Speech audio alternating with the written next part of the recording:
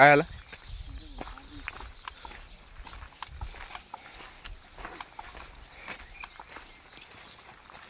आपल्या गणेशा भाऊ जर येणार आला असता ना हा खाली तिकडून आले असतं तेव्हा ना.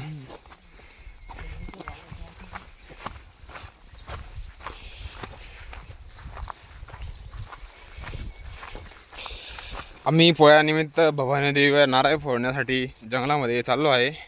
हा आमच्या गावाचा जंगल आहे.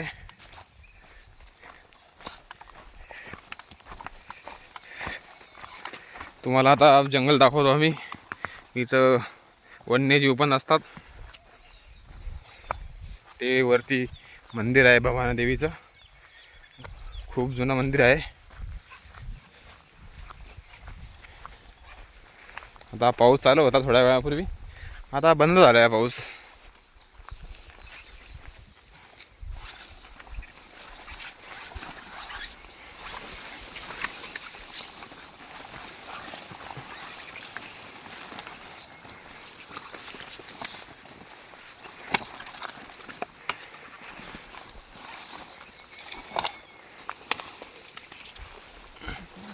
चालाय इकडे चालू झाला. ते गेले ना तिकडून. आता कोणतरी गेला इकडून. आता गेलं नाही का?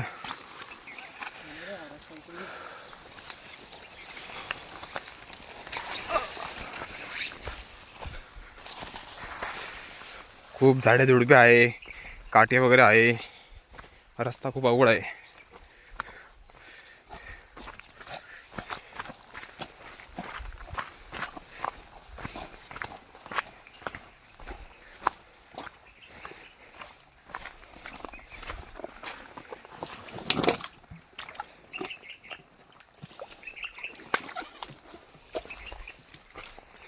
पाणी घेऊन घेऊ आपण आता.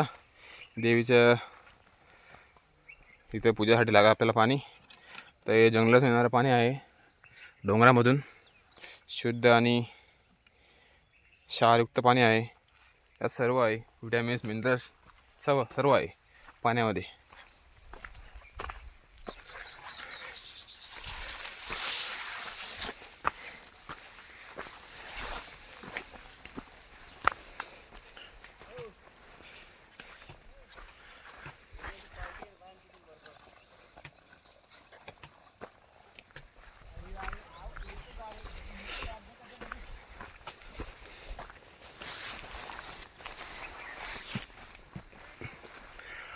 आपण आता मंदिराजवळ पोहोचलो आहे. तिथे नारळ वगैरे फोडू. आणि लोक पण इथं आलेले आहेत, ते पण आता वरती चढत आहेत दर्शनासाठी. गावातील मंडळी आहे.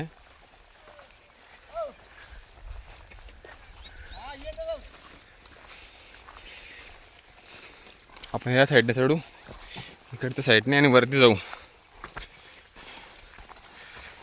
हा बघा पूर्ण जंगल आहे, एकदम मस्त हिरवगार असं वातावरण आहे इथं, शांतता एकदम भरपूर. आणि आपण आता वरती जाऊ, आता मंदिरात दर्शन करू.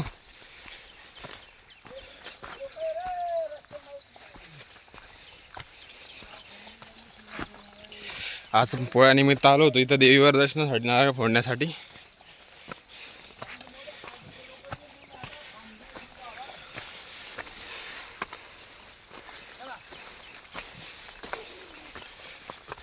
हे गावातील मंडळी तर आहेत, नारळ वगैरे फोडत आहेत.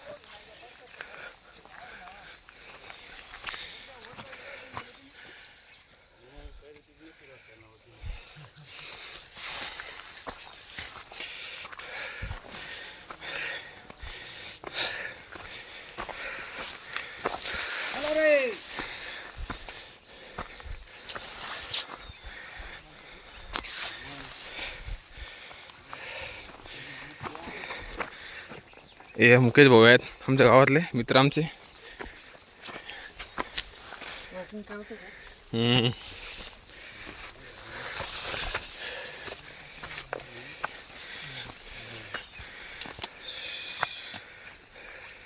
तुला काही वाटत नाही बिल्डिंग खाल्ली.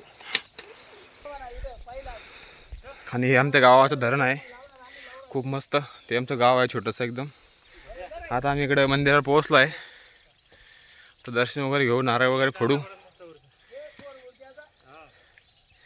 आणि जाऊ घराकडे. हा इकडे डोंगर आहे, जंगल गावाचा, आणि ते पाण्याचा तलाव गावाजवळचं. खूप मस्त वातावरण आहे.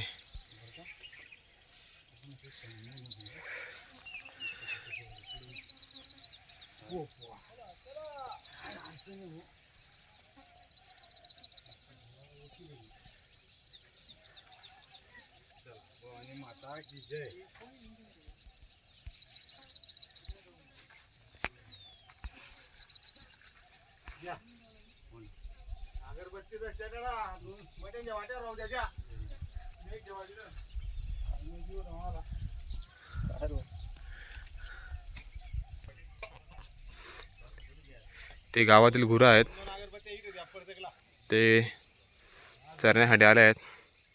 आणि इथं खूप मस्त गवत वगैरे आहे आणि खूप मस्त चरतात ते. पाण्याची पण व्यवस्था आहे इथं, सर्व काय आहे.